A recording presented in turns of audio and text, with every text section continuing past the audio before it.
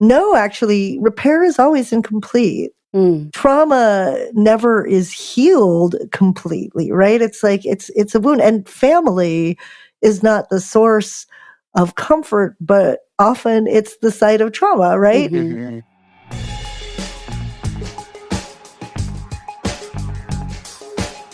Welcome to Feminist Frequency Radio. This is the show that asks you to be critical of the media you love. I'm Kat Spada, and today we have a special interview with returning guest Karen Tongson to discuss her brand new book, NORMPORN, Queer Viewers and the TV That Soothes Us. Joining me today is none other than AC Lamberty, my comrade in arms from the Machos Fully Loaded season earlier this year.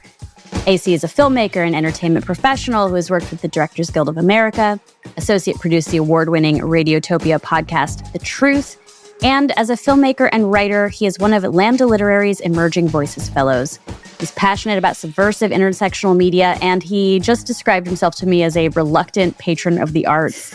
Welcome back to the show, AC. Hi. Oh my God, so happy to be here. I feel like positioning myself as subversive and intersectional, I'm like, that is not norm porn at all, which is funny to me. I am not a norm porn viewer, really, most of the time. Yeah, I was really excited that we were talking about this together because, like, I feel like both of us will consume any media. 100%. There's no, like, oh, I don't like that, I'm not going to watch that. Like, yeah. I don't know, I'll fucking watch Five Nights at Freddy's if you need me to. Like, honestly, do you want to go? Because nobody else I know wants to see it. So I'd go. I mean, also as a reluctant patron of the arts, like, I have Peacock, so we can just watch it at home. True that. Although true apparently that. people are like cosplaying to go to see this movie. Wild. We'll have to keep that conversation for another time. Yeah, like that I think was something that we scratched at NORMPORN a little bit when we were doing Machos, which is like portrayals of masculinity in the like on the outskirts of everything, and then portrayals of masculinity in the most like consumed by the broadest possible audience. Right. I think we dived into in our conversations, and Karen gets into it a little bit in her book. Yeah. Are you a norm porn consumer, like in its pure definition? I mean, obviously we'll define it in our interview. Like, do you enjoy kind of sentimental, corny stuff? Or do you watch it as like pure spectator? Because that's where I'm approaching it. Like you said, I'll watch anything, but I'm not sure I seek out like a This Is Us as like comfort food. You know what I mean? Yeah, I mean, the funny thing is, like, for me, a comfort watch is like Law and Order SVU. Yeah, you know? So I'm like something kind of brutal and like, I don't know, mindless in a way. Yeah. Yeah, like truly on a weekend when I wake up in the morning, and I wake up usually like a couple hours before my partner does, and on a weekend, I will watch like, I'm really psyched. This is so fucking dark. I can't believe I'm going to say this. But like, I'm really excited to watch the documentary about the crowd crush in South Korea. Oh, like, yeah. I will go into documentaries. I'll go into stuff that's like really, I'll watch the full 10-hour Nat Geo 9/11 thing. Like, you got to watch the 100-foot wave. Have I given you my monologue about it? Oh. No, but I do watch that. It's incredible. I mean, I feel it's less horrific all of the time, but still very scratches that itch. It's brutal. Yeah. It's really brutal. Like, so I feel like norm porn for me reminds me a lot of country music. Yeah. Which is that, like, for years I resisted. And then you just put on the country station, see if you can build your tolerance for the country station. And at first you're like, oh God, what is this song? These boots are giving me calluses. And I'm talking about like pop country, like trashy, modern day, like the song about girl, I'm gonna check body you like for a back road. Body like a back road. Yeah, like that stuff, which by the way, like I have a theory about that song that like it was literally a lot kinkier, and then it like changed. I don't know what like Brad Paisley and the daughter from Father of the Bride get up to. Oh my God, that's funny. But that like once you kind of get into it, right, you start to say like, yeah, obviously this is like pablum, like this is trash. but there are nuggets within it that you're like, man, shining examples, basically. 3 chords in the truth, like. And I feel that way about This Is Us. Like, there's a lot of, for example, I've recently been watching Love, Victor. Love, Victor is like a queer norm porn. It is not good quality. Yeah. I watch it very much like while I'm folding laundry. I missed 2 episodes. Fine. I'll be fine. But then This Is Us, where I was like, oh, actually, I think this storytelling is exceptional. Yeah. And I'm going to keep watching, even if somebody just jumping into like season 3, you'd be like, ugh, this is like shitty country music, I mean, as will be revealed, this convo and the book, I was like, I should watch This Is Us. Like, it does seem like kind of important to the history of television in a way. Yeah. And like, I think that overall, what Karen talks about in her book is like all of these families, right? These are shows about families. And that is so interesting to me, like as we get older too, and as we start to define our own families differently, and how like she starts with a conversation about the show 30 something, which I've never watched. It's before your and my time. And it's not really streaming anywhere, although I did see the DVD at Vidiots. I was going to say, I could probably rent it, yeah. Yeah. And how that maybe was one of the first times that a TV show was just like, here's some yuppies who are just living their lives. They're not like solving crimes, or they're not, in court cases or whatever. They're just like doing whatever business. Yeah. And they have a growing little like network of chosen family, and they're mostly straight people, but they still are kind of leaning into that in a like post-social revolution type of way, which like continued into the soaps that I love of the 90s, like Melrose Place and 90210 are basically all about a family as well. Yeah. I was thinking both while reading this and just kind of about my like comfort watches. I wonder where like your comedies like The Office or Parks and Rec or whatever fit into norm porn, because it feels like the hallmark of someone who would consume norm porn, but as a genre, I'm like, I don't really consider that. But that's like where my comfort viewing watch is, like Arrested Development, something I will rewatch all the time, Futurama, like whatever, which feel kind of normie in their own way. I don't know. Absolutely. Like, but even within, there's layers, right? Yeah. Like somehow the American Office has become to me like the same level as saying The Big Bang Theory. Yes. Totally. Like, which feels norm porn. Like it's like a tangent of norm porn. And like listeners are going to have a lot to think about after we digest this. But yeah, like I'm currently on a like, I'm just going to throw on a Parks and Rec while I like get ready for bed because it makes me feel good. Right. And I try to like skip ahead to like after Louis C.K. and like those fabled like 2 years. Yeah. And then like pick an episode where like Ben and Leslie are starting to flirt. And I'm like, it just makes me feel so good. Yeah. Oh, when it hits, it hits. Yeah. That is kind of the feeling at the end of the book. It's like, listen, we know this shit is corny, and like especially as a queer or trans viewer, I hate feeling corny watching this shit, but like when it hits, it hits. When it's good, it's good.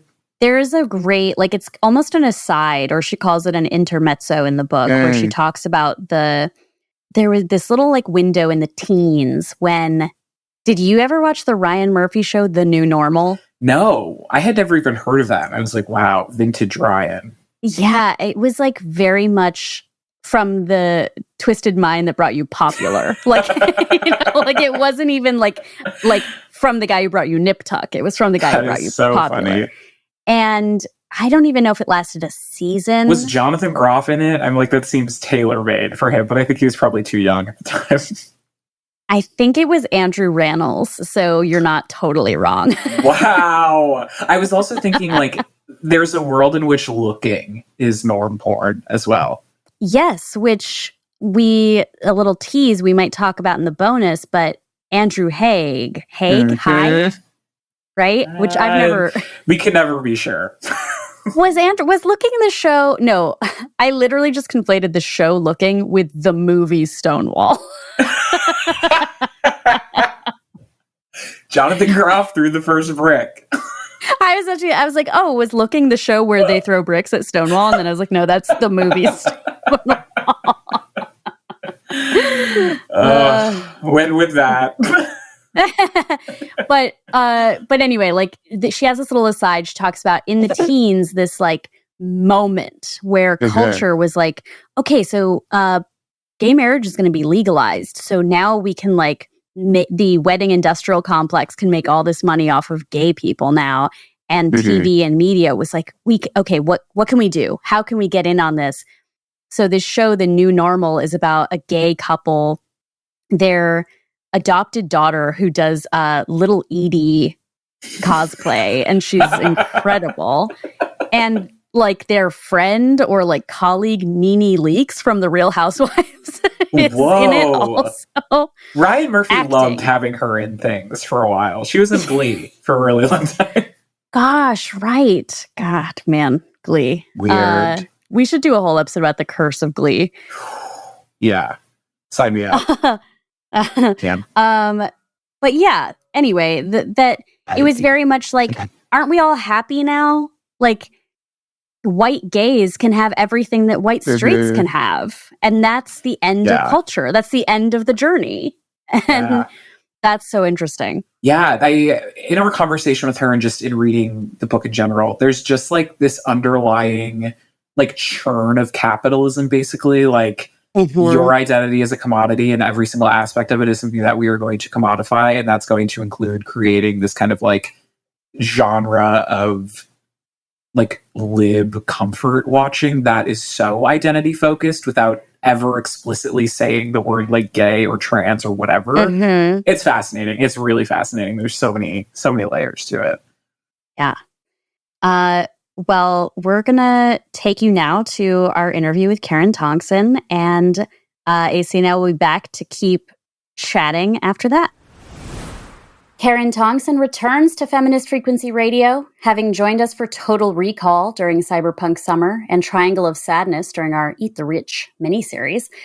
Professor, podcaster, and author, Karen co-hosts the podcast Waiting to Exhale and The Gay-Mazing Race, and she is the author of Relocations, Queer Suburban Imaginaries, and Why Karen Carpenter Matters. Today, we're talking about her brand new book, NORMPORN, Queer Viewers and the TV That Soothes Us, which is available today, and in which she self-identifies as a skeptical and shriveled Anton Ego from Ratatouille in the streets, a perimenopausal weepert of pet food ads in the sheets. Welcome back, Karen. Oh my, what a lovely introduction. That's such a perfect way to bring me in. I will say, just as an update, I'm actually now no longer perimenopausal. I'm officially menopausal, which is incredible, which I love. I've experienced the change. And so, I think that the book helped usher me into that in some way. Doula do. On a sea of tears. On a sea of tears. Definitely on a sea of tears to, Sufjan Stevens gently plucking the guitar over really just stressful scenes in This Is Us or what have you. Yeah. I was listening to Sufjan this morning in preparation for this episode. It felt right. Absolutely. And I was really glad that the three of us could talk, because when AC and I did our Machos Fully Loaded season of Feminist Frequency, we talked about all types of masculinity portrayals in media. But when we got into kind of that scratching the comfort watch itch, for me, I definitely talked about Randall from This Is Us as a portrayal of a father figure. And this is actually what I was expecting when I started reading your book, was a little bit more of that guilty pleasure side of things. AC, I'll never forget you talking about Bobby Hill on King of the Hill. The blueprint. Seeing yourself on screen. Big time. Well, I'm excited to be here too. Loved the book, just to kick it off. I was laughing the whole time as well, which I really valued in academic writing. So thank you. Well, I really appreciate that because, I think that I try to lead with some humor in all of the books I've written, because I think that there's a lot of sentimentality in what I write. My last book, the Karen Carpenter book, I made sure to define corniness because of, how operative corniness is in my aesthetic universe. And with this book, it's interesting because, a lot of the political stuff that I talk about in our recent political history is pretty heavy, but to a certain extent, you just have to laugh at the absurdity and the grotesqueness of it, because the rest of the time, we're watching things that allow us to cry and exercise some catharsis and all of the different things that we're experiencing around individual and collective trauma. I wanted to ask you about the genesis of this book, and you go into it a little bit. Like, this took you several years to write, but also seems like it was spurred on by personal grief, but then like as a prism for kind of collective grief. And that, again, surprised me. Like, I wasn't expecting to kind of hit the ground running with that. But what made you think this is more than a conversation with my wife after watching TV at night? I'm going to really dive into this. It's a very thin veil between the conversation with my wife over dinner about what I've been watching on TV and then stuff I'll eventually decide to write. But, and that comes so much from our interchanges, and exchanges. But, I had a really brutal year plus, basically, where I lost 5 intimates, for all with different ailments, and some suddenly, some not so suddenly, some not suddenly, but like unexpectedly, all of that. And when I think about that period, it's sort of like the kind of compounded trauma.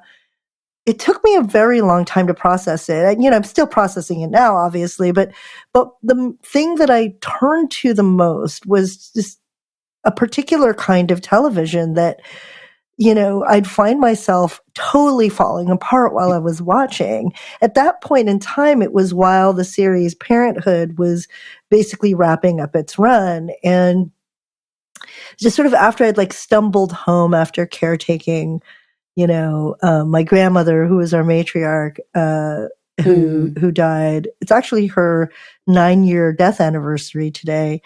And I just plunged into watching Parenthood. And, as much as I resented some of the really annoying aspects of its tempo, the characters, everybody's so white, everybody's so liberal and guilty.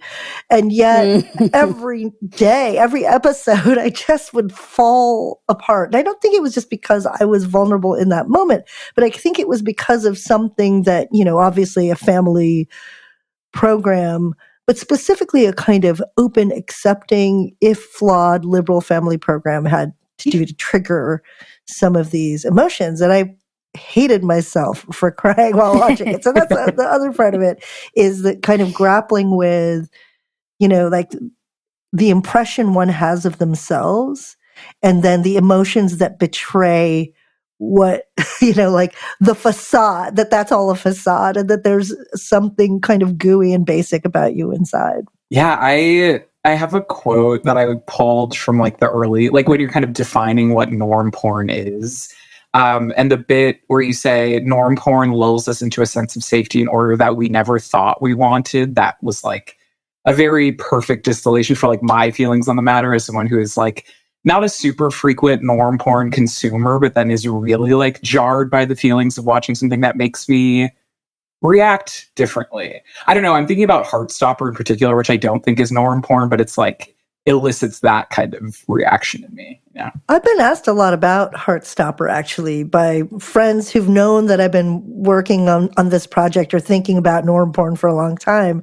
They've written to me and be like, "Oh, is Heartstopper norm porn?" And I said, well, it's a kind of, I guess, homo norm porn. You could think about it that way. Totally. But the fact that there's a lot of really kind of difficult stuff that comes up in it, and yet every episode resolves into a puddle of love in some way, I think is kind of mimics that structure. For sure. There's definitely something between that show and Sex Education, which has this sort of like queer utopia that I do feel like kind of it's trying to say to us, like, well, if this is just how the world was, then we could get on with our emotions and not be in a state of threat and fear that you kind of have to like swallow down, I think, in order to watch. Sure. And therapy is part of it, obviously. Therapy is like at the very center of the discussion and of like the structure of something like sex education even, right? So I do think that there's, you know, in a lot of what I write about, the therapeutic enterprise, like often will have like a special guest starring role, if not like a central role in what people are doing as they process the kind of peccadillos of everyday life. I think that what I really came away from this book with as like taking a look at a social creep that began a few decades ago, but then really sped up in the Obama years, and like the kind of like trauma to comfort to everything's okay and nothing's ever been bad to actually everything's terrible and nothing has ever been okay. Like that kind of ricochet that I think we've been living through is this question of like assimilation into the norm versus like an activist sense that the norm should be disbanded and thrown out with the bathwater. And you get at that when talking about True Blood as being like a foil to norm so porn. Good. But I mean, really, that was so interesting to me. It's something AC and I have talked about in terms of like, I brought my straight male partner to Folsom Street this year. And I was like, is that okay? Like, I don't know, you know, what is happening? Like, is there any boundary anymore between like what is outsider versus like a norm? And that I think is something I'm going to keep thinking about as I watch these, like, well, what's a family and what's traumatic versus like what's a lesson that you wrap up by the dinner time conversation. Like that blending of boundaries, I think, is something that really came through to me strongly in this book. I think that one of the main points I want people to come away with, especially if they haven't spent like an academic career thinking about it, is that, you know, people just generally assume that norms are stable and that they've remained basically the same, right? And that there is a thing called the normal, and that's just this stable bedrock of what have you. And then there's everything else that pushes up against that, right? And I think that one of the main points of the book is to say that actually norms are very absorptive. They are very wily. They're very adaptable. They incorporate change. You know, and especially in a kind of liberal democratic society. And I use that word, you know, as a really kind of politically descriptive, not like, you know, just like the libs or what have you, but like there's a whole history behind what liberal means, right? But which is to say that, you know, and especially in a nation as driven by capitalism as ours, it's like capitalism is so like it's awful, but it's very insidiously smart, and it takes it. You know, like I think I referred to the time that, you know, it was during the pandemic that lesbian Avengers T-shirts were made available at Urban Outfitters. Yeah. So I think that the more we understand that, like, that norms themselves are shifty and will make little accommodations in order to quote unquote keep the peace. And that like challenges us to think about, well, what would it mean to really dismantle or grapple with norms? It's not to just surrender to the fact that they're always going to, you know, impose their power over us, but it is to think about, okay, well, where are the moments that we can kind of surf that and then find alternatives or find, you know, ways of reconfiguring ourselves and working together that doesn't exhaust all of our energy on trying to just push up against this thing that we think of as monolithic, you know. So it's a little bit more like crossing the street in Vietnam than on Main Street, USA. You had to be really careful weaving through the traffic, right? Sure. I think that also kind of gets at what you were talking about with This Is Us, which is a show that I have never seen any of, but I found your chapter like so fascinating, especially thinking about like norms of media itself. Like, what does television look like for us? What is network television? And reading kind of your description of like the Black writers in the room really fleshing out this story and making the show essentially about like Randall's arc, like you kind of argue at the end. I think there's just an interesting conversation about like artistic norms as well that come up as a result of norm porn as a genre. Yeah. That's really great. I love that observation because I think that so often we just assume that the things that will defeat norms are like avant-garde, right? Right. Or experimental maybe, or like, you know, or will make itself known as like something iconoclastic or what have you, right? And there is the structural change that we all want, that we keep talking about, the deep structural change means like actually like not just kind of papering over or including like, you know, some Black characters here and there, or other people of color here and there, but actually employing people, actually like having those voices there to guide the story, to determine an arc, you know, yeah, and to bring different values to the table and to enact them, right? Not just to bring different values to represent them, but to actually enact them. And I think that that's, you know, that's my sort of utopian attitude about like those incremental transformations that can happen. Yeah, I think with TV as a medium too, like that's a solid place for it. And obviously, like I think there are movies that are norm porny, but like TV feels like the realm, and having that longevity, having like the actual economics behind TV, being able to have a life as like a writer or producer, and then factoring in like the components of like identity, who these writers are and stuff. I work in DE&I as my day job, so this is very like fascinating to me, like the pipeline and how the actual structure of television is being changed. So I really loved that as an ending note. And, you know, of course, we don't know what's going to happen now post WGA strike, and with the ongoing SAG-AFTRA strike, and with all of the kind of chatter and like kind of intense cultural panic about AI and warranted, right? So who knows? I mean, but that said, like, I'm glad that I was able to, for someone who works in these areas, like do something that was resonant there. Thank you.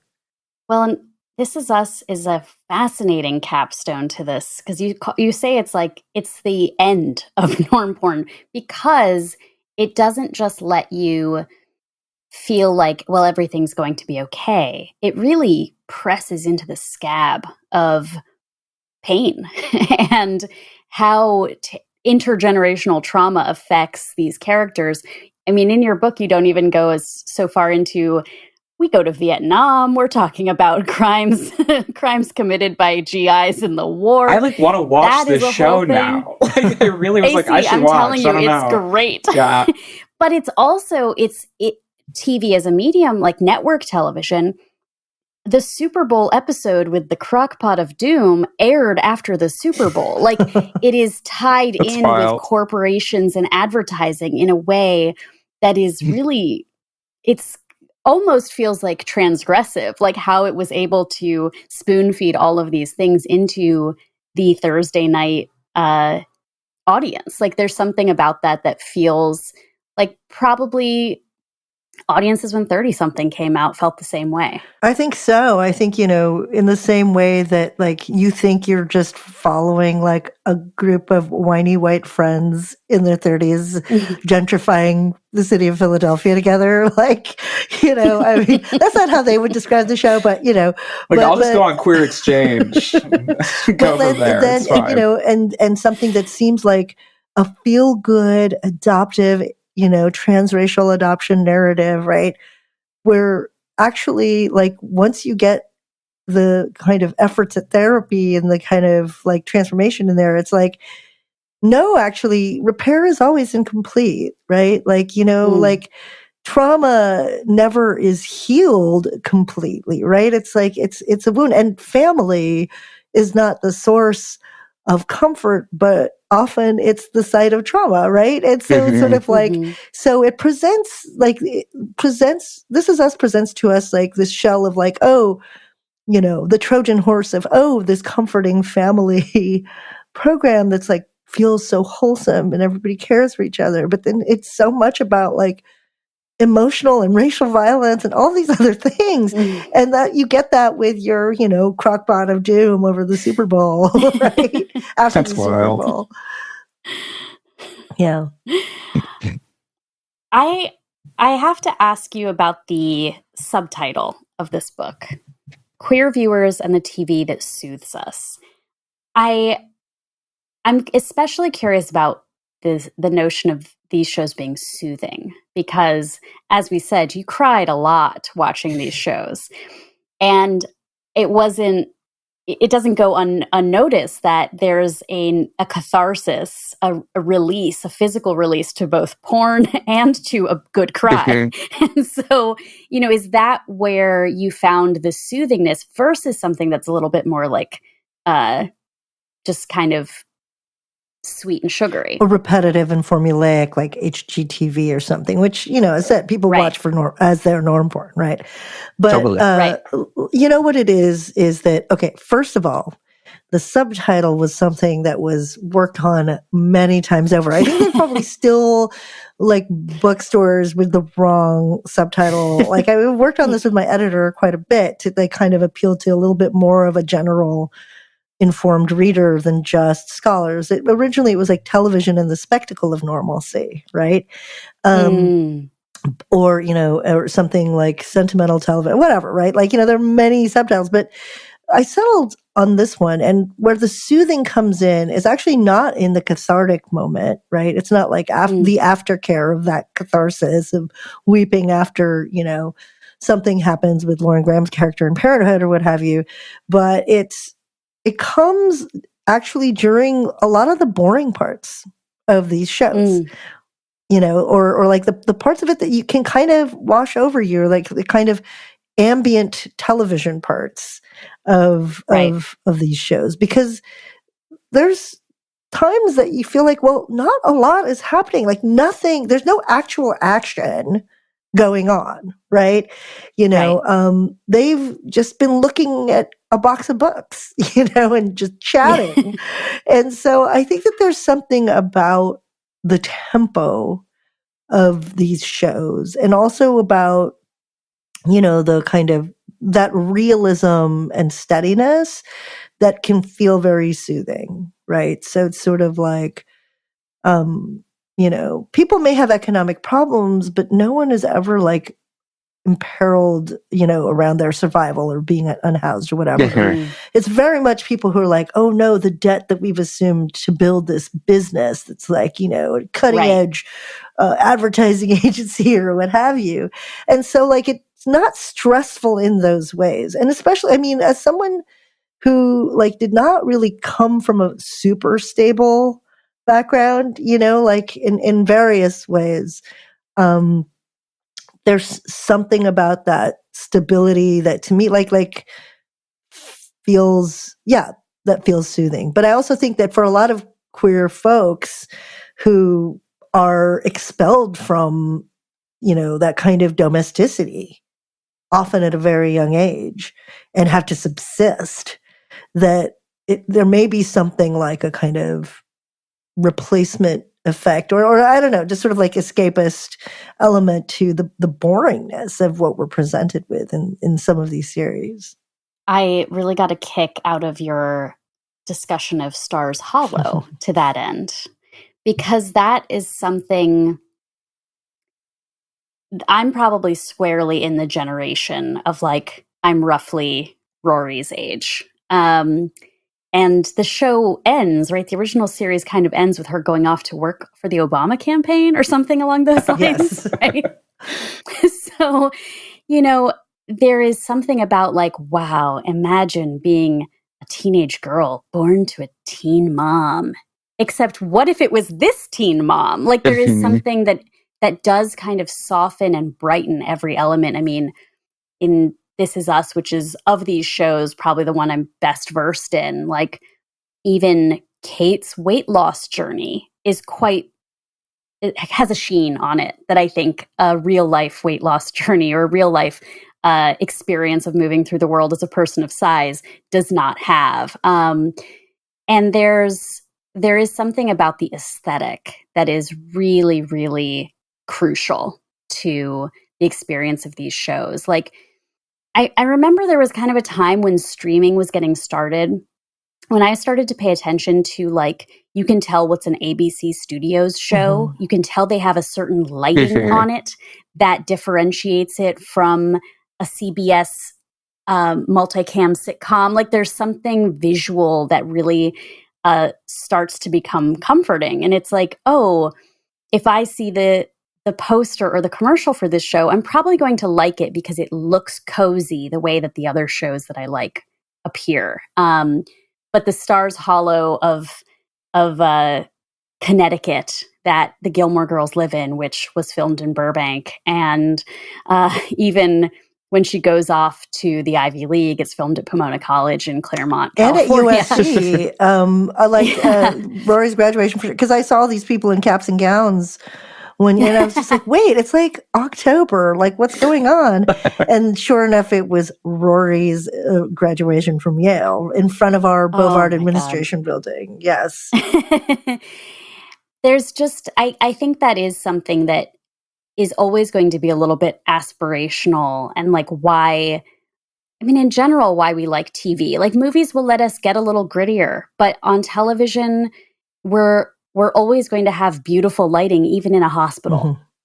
And that's something that feels so alien, really. Can I speak to just a couple of aesthetic signatures of norm porn? Like, just things that, like, first of all, one of the things that obviously that comes up in the True Blood chapter, and that kind of aligns it with parenthood, but with every other bit of norm porn, is you will see string lights. There will be string lights in a backyard somewhere, and there will all of the visual evidence. I was like, the receipts. Thank you. Yes, like these documents. There are screenshots in this book that are like, just in case you were curious about the string lights. It's like shocking how like identical it is. Like, it's so real. Yeah, there's a real kind of like, it's definitely like a televisual signature. But also, like, there are like movie scenes that feature this too, but you get it mostly on TV. It's just like, if you're having like a family meal outside with string lights, and this was pre-COVID, right? So this was something that was like fetishized then. And so I was able to kind of think back on the string light dinner in a portion of the book at the end of the True Blood chapter, like post-COVID a little bit, like, like how meaningful that was for people to figure out that they could do that outside. But the other thing is, and this one, and this gestures to like the book, my own book cover. If you look at the title cards for all of the shows, it's like half of the word is in bold and the other half is not, right? And so that's why exactly. So this is so that phrase, there's like part of it is bold, some of it is not. Parent in bold, hood, little, right? 30 something, right? Sometimes, and I have a bunch of those screen caps. I didn't put them all in the book because, there are other things that I wanted to talk about, but just in terms of, really calculated efforts to evoke a mood down to the font of the title cards. That's what you get. And also the music too, like the musicality and the scoring of these shows I've mentioned a little bit throughout. There's a lot of plucky guitar. So much. You reference like this isn't the phrasing you use, so pardon this terrible phrasing because it's mine, but like a methadone version, which is a million little things. Yes, Which I recently watched. Oh my God. And they also borrowed a lot from This Is Us, but certainly the like words starting to appear on screen and reveal their meaning. So it's like, this is a million little ways you can be with a friend. This is a million little hugs you can have. It's all so like marketing director vibes. Yeah. But it works. Like it works. And it's a little bit like the end of the aisle at Marshall's, right? Like what you can pick up for your, vacation rental, like in Big Bear or what have you. Like, totally. You had the prints that you can bring to decorate it. And it's like, still life, or what have you. Yeah, for sure. I mean, I called it imposter fragrance norm porn. Yes, in part because it overdoes it, right? So like there's a difference for me of A Million Little Things and something like This Is Us or something like 30-something is that 30-something and This Is Us like really dig into their concepts. They're very story driven, and it's like A Million Little Things is kind of like instantly soapy, and there's the drama that inaugurates it, like, a friend's death, right, is something like it's very spectacularized, I think. You know what I mean? Yeah. So I think that but even you saying that, I'm like, that's too harsh somehow. Yeah. To like open right out the gate to be true norm porn. Yeah. Right. And it apparently ends in a way that was conceived from the beginning with a main character's specific death was always going to be the way that it ends. And it starts with a very specific type of death. And that's the sort of show where I watched not because I was enjoying it, but because I needed a good cry. Like I just need you to get me there. Like that's kind of the porn element of it. I do have to say one last thing on aesthetics is my note in the margins about the twinkle lit backyard repast was the Fast and the Furious much?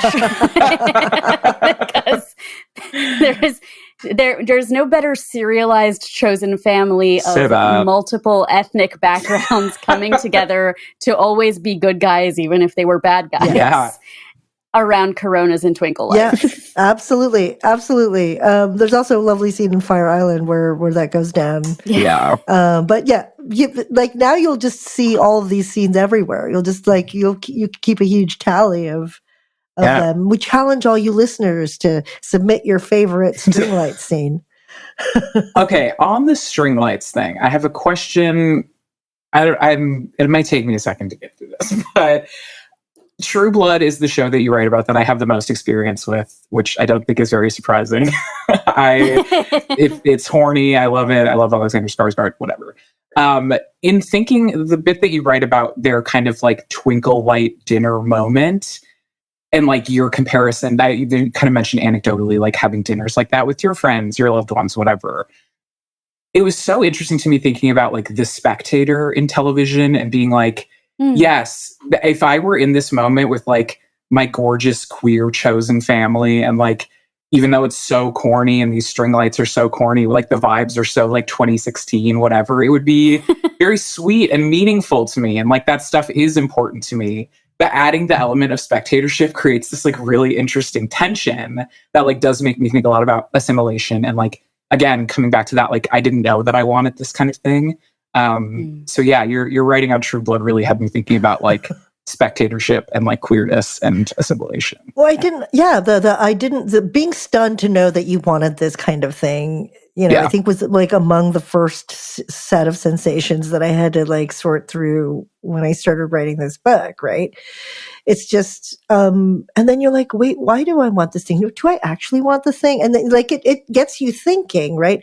And then you realize, oh, I really enjoy it when this happens, right? You may not have like in a motivated way sought out to have the string line to do, it's just like it points to those moments of actually less scripted assembly and gathering together and what have you. Yeah. And, it allows you to see where, like, I guess a structure or like a kind of a medium like television, where, I don't know, what emotions it mines, what kind of really kind of almost organic, I don't want to use that word, but like, kind of, just something that kind of assembles on its own, right? And then harnesses it into like this distilled essence of the bouillon cube of like good feeling and realizing, yes, we'll put it in the backyard with string lights because people fucking love that and they feel so good when that happens. I mean, I don't know, just it shows you that like pipeline, I guess, from like a mining, I guess, you're saying the kind of subcultural queer chosen family moment to, make people feel hailed, to make people feel, called in to what's happening. Truly, your book has me thinking about a thesis I'm working on, which is that using she, her pronouns in 2023 is so radical. So thank you for that. There's something here. I'm like using that, like being cis and straight is like so chic, and norm porn proves it. There you go. Norm porn and Taylor Swift, I think, like I was literally thinking about norm porn during that in those ways. Tour.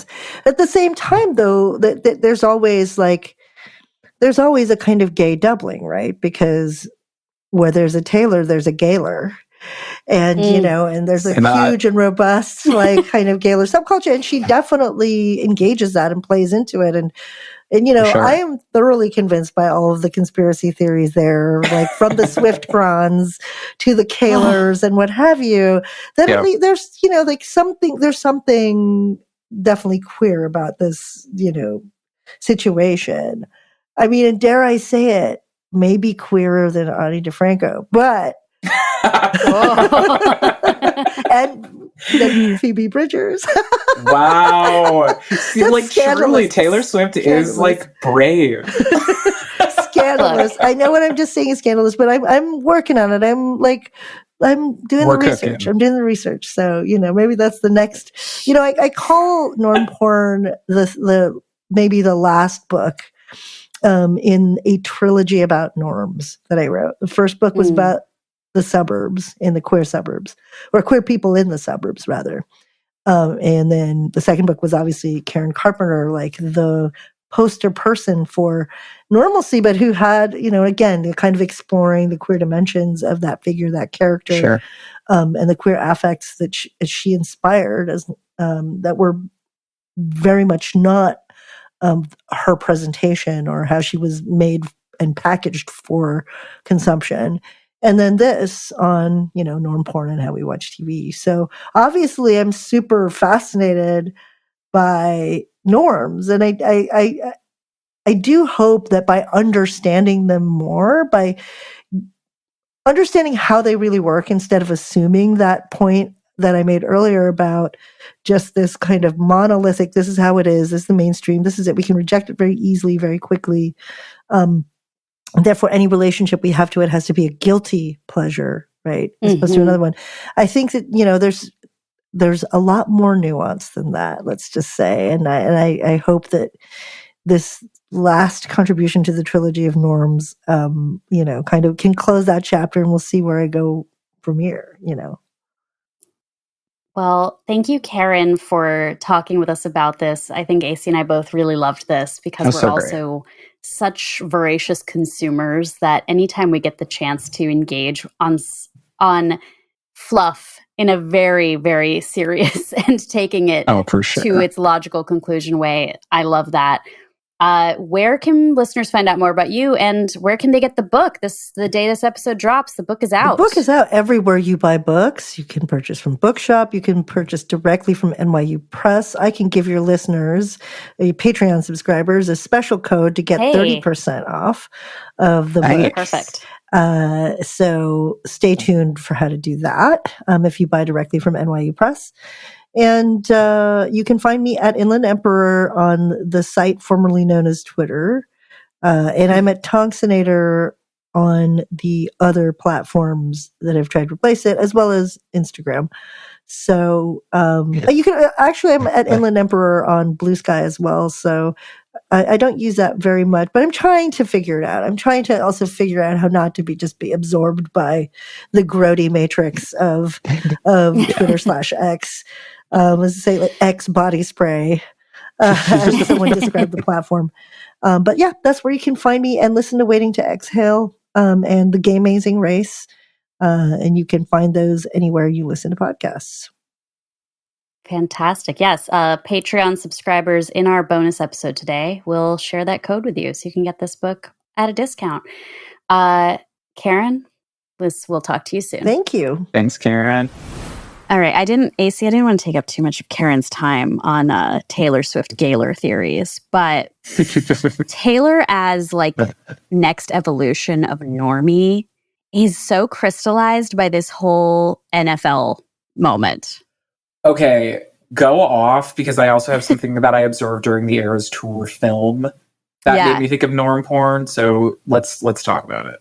It almost like shocked me when she started dating an NFL player, when it was like, oh, this girl who's been our little country girl and then she was our little pop girly has never like dated an athlete. Like she's always dated like some artist of some sort. And by artist, like, yes, that includes Calvin Harris. Like, that's what I'm talking about here. But like, where it was just like, oh, okay, like this is the hat she's choosing to wear at this moment. I will say, for all that, like, I will engage on Gaylor theories every day, and she definitely does a little like shush and like, yes, my fingernails are short because I play guitar. But at the same time, when 1989 came out, the TV came out, she was like, "Isn't it rude that I couldn't just be friends with my female friends without people trying to make it into being a relationship gossip?" Wait, she said this? I have not paid attention to the TV at all. There was some fucking like handwritten like prologue that she wrote to like 1989 Taylor's version that like came out in like screenshots that literally talked about the 1989 era and the bringing all of her girlies on stage era. Height of the AIDS epidemic. It was 1989 is actually about Ronald Reagan. That would be so insane. All of her songs from the vault are about like ACT UP. Okay, insane. But it's Go like, on. I mean, I say this as someone who like fully gave somebody their own bisexual panic by like flirting with them by way of the Rent movie on DVD and being like, why don't you come over to my dorm? Like, I get it. I get it. Like, Taylor definitely loves La Vie Boheme. Oh my God. Like, loves it. But she said something about like, well, like, you know, everything became about my relationships, about these, you know, was I a slut? Like, was I being slut shamed because of all these guys? And I decided I was just going to put that out of my life for a while. And that's why I just focused on my friendships. But still, the press, the machine, the big machine, made it romantic. And her comment on that seemed to me like, and that's fucked up, because who would ever be in a relationship with a girl? I know. It's like, protesting a bit much, my dear. I don't know. Yeah. Can I throw into the mix? Please. Yeah. Well, first, a podcast that I listen to and love, How Long Gone, one of their straight guy hosts thinks that Travis Kelce is DL, like 100% DL, which is hilarious to me. I've never considered that.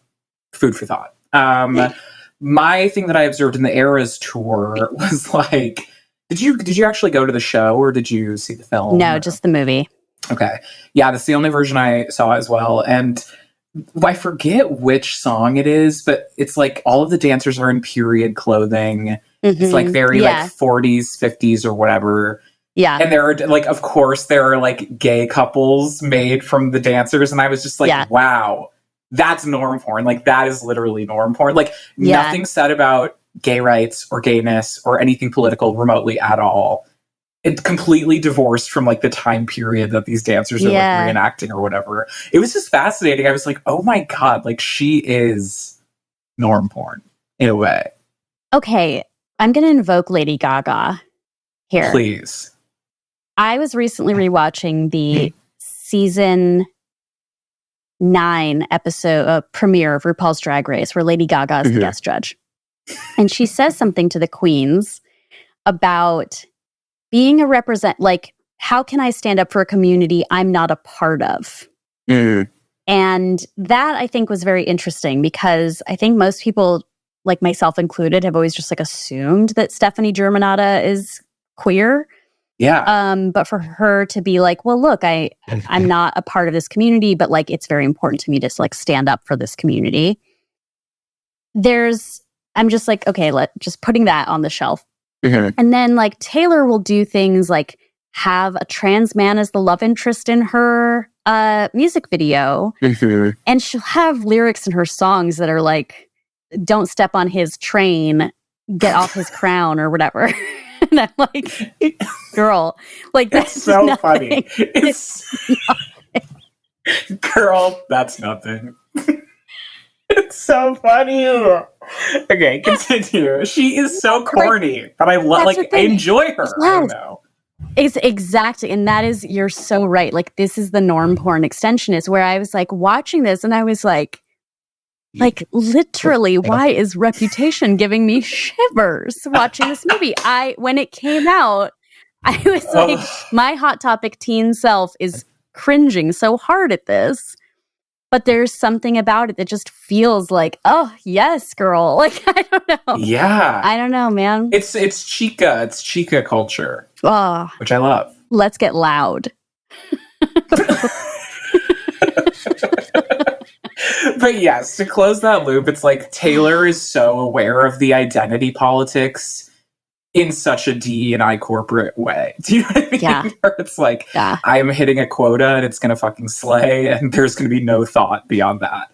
And you know what? I don't think it's a net negative, to be honest. Like, whatever. It is just interesting in conjunction with the norm. Well, look, and Pallavi and I, at a couple episodes ago, did talk about celebrity queer gossip. So just to continue that trashy side of myself, if Travis Kelce is on the DL, when Zoe Kravitz and Channing Tatum's engagement was announced, a lot of people were like, Zoe and Taylor, you know. And we'll have a lot to say about Zoe and Channing, I think, at a later date. But but that's very interesting because I had not heard of Travis Kelce before all of this. But I've like barely heard of football.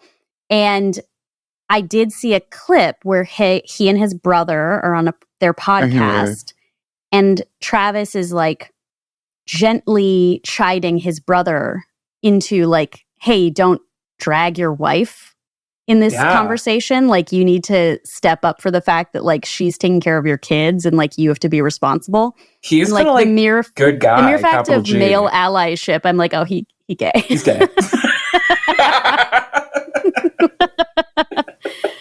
Which is terrible. Obviously. And the other thing is he loves fashion. Oh, okay. Well, he had a dating show, I learned, a reality dating show.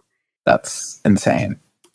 Listeners, to be clear, obviously, Feminist Frequency and Feminist Frequency Radio. Like, I have worked with so many guys through my work with Feminist Frequency who are feminist men, and Travis was modeling that behavior. I'm just being cheeky.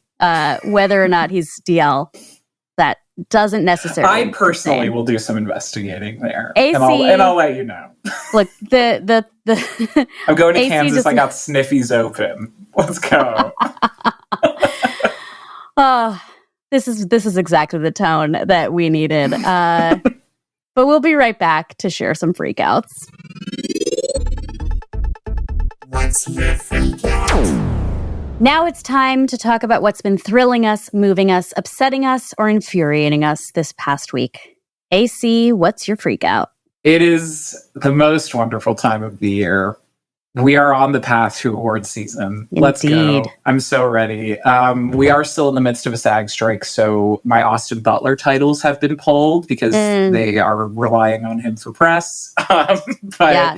Here, okay, what have I seen recently that I really enjoyed? Okay, I saw Anatomy of a Fall. Highly recommend. Really scratched an itch for like a fucked up courtroom drama. Saw Killers of the Flower Moon. Also loved. I need to see it many more times. It's insane. So epic. Loved. And then what's in my radar? I think coming up next, I'm seeing Priscilla. I'm going to see Poor Things. I'm going to see Maestro. I'm seeing May December coming up shortly, which is, I think, my most anticipated.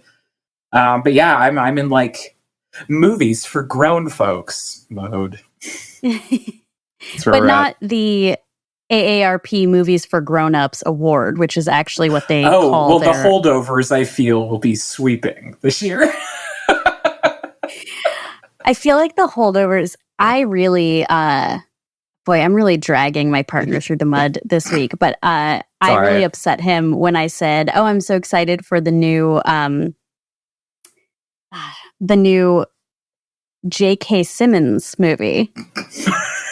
And he was like, "You don't actually think that J.K. Simmons and Paul Giamatti look alike, do you?" And I was like, "No, I'm just saying that I think J.K. Simmons could probably do anything Paul Giamatti can do." Yeah. Here's the thing. I'm not sure Paul Giamatti can do everything. Both of them are on the list of people that I would cast to play my dad. So they do look alike to me, and I think you're valid. Yeah. Thank you. Did you hear the news? I just heard today about Magazine Dreams being pulled. No, I saw it at Sundance, and I was thinking about it as all of this Jonathan Majors shit is happening with like his accuser also being arrested. And I was like, man, I wonder if Searchlight is like going to make or Focus or whoever is like going to make a last minute awards push, but I guess not. Yeah, that got pulled. I think one movie I'm super looking forward to, and I know there's a lot of like reviewers out there who don't watch trailers, but the trailer for American Fiction, like, I haven't seen the trailer. Hyped for that movie. Yeah. Will you link it? I should probably watch that. I will. Yeah. Cool. What's your freak out? My freak out this week is a PSA, genuinely. Y'all, I got a mammogram. Congrats. Thank you. Baby's first mammogram. I'm literally just sharing it with everyone because it was not that bad. Like that, I honestly was like, oh, I should just like share that. I have a little mini platform. I'm going to share that with people. My doctor wanted me to get a baseline. And so I went and did it, and it was swift and it was not painful. I would say 25% of it was uncomfortable. But yeah, just like I definitely am someone, like I have a lot of friends my age, well, like 3 or 4 friends my age who've had breast cancer. And certainly a lot of people have had cancer in my life. So any chance I can to demystify or remind people that like screening behaviors and exams they're not that big of a deal. Like I know that even for myself, like I don't do as much like self-exam as I should. So yeah, if you're someone out there who like your doctor told you, or you're the age when it's appropriate to get your cancer screenings, whatever they may be, and you have any like trepidation, at least for this mammogram, I can say it's fine. Like you will be fine. I love that. Yeah. Important. Keep yourself healthy. Yeah. There's all sorts of things you can do to lengthen this miserable life we have to live.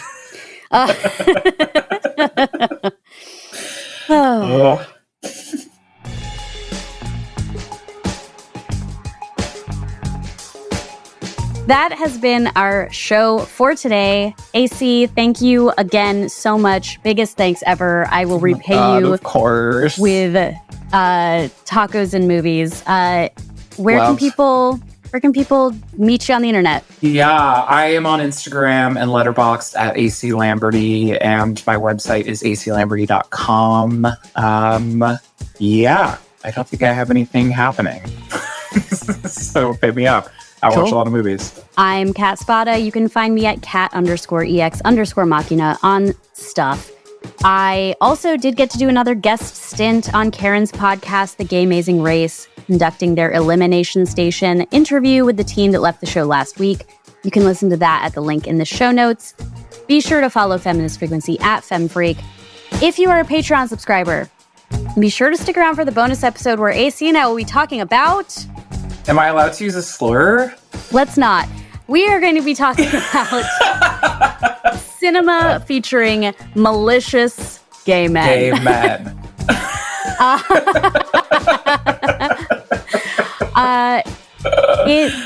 Specifically, we're going to talk about Passages, Rotting in the Sun, Dicks, All of Us Strangers, some really great movies that have come out recently that definitely share a theme.